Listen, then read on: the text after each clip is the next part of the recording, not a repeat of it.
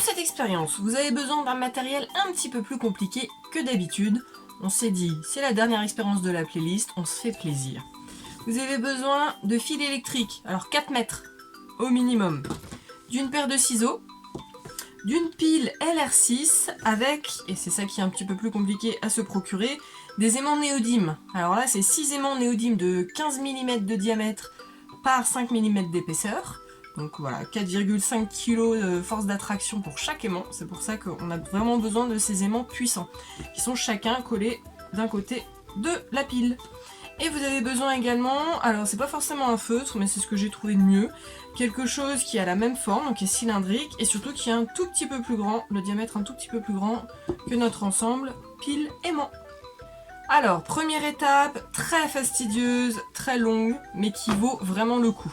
On va utiliser le fil électrique et on va faire ce qu'on appelle le dénudé. Alors si certains ont des pinces à dénuder, c'est plus simple. Mais moi je le fais avec le ciseau, ça marche tout aussi bien. On prend les ciseaux, on se met à un endroit comme ça, à peu près 4-5 cm. On coupe le plastique qui est tout autour du fil de cuivre. Voilà, on fait une bonne encoche. Et après, on retire le plastique pour laisser apparaître le fil de cuivre. Et on fait ça sur les 4 mètres. C'est pour ça que c'est un peu long. Donc, je remontre une fois. On utilise des ciseaux juste pour couper hop, le plastique, la gaine de plastique. On tire et on enlève. Une fois qu'on a les 4 mètres de fil de cuivre dénudé du plastique, il va falloir enrouler ce fil sur justement le stylo. Hop. Et là, il va falloir essayer donc de faire des ronds réguliers et assez serrés. Et là, c'est pareil.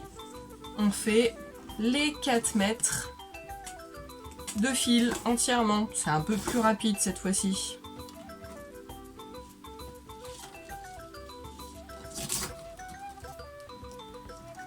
Et voilà ce que ça donne quand on a tout enroulé. Hop, on obtient un tunnel de type ressort.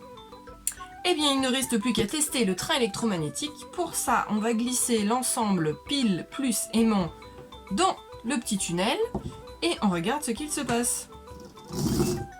Et voilà. Et ça ne marche que dans un sens, parce que si je change de sens, regardez.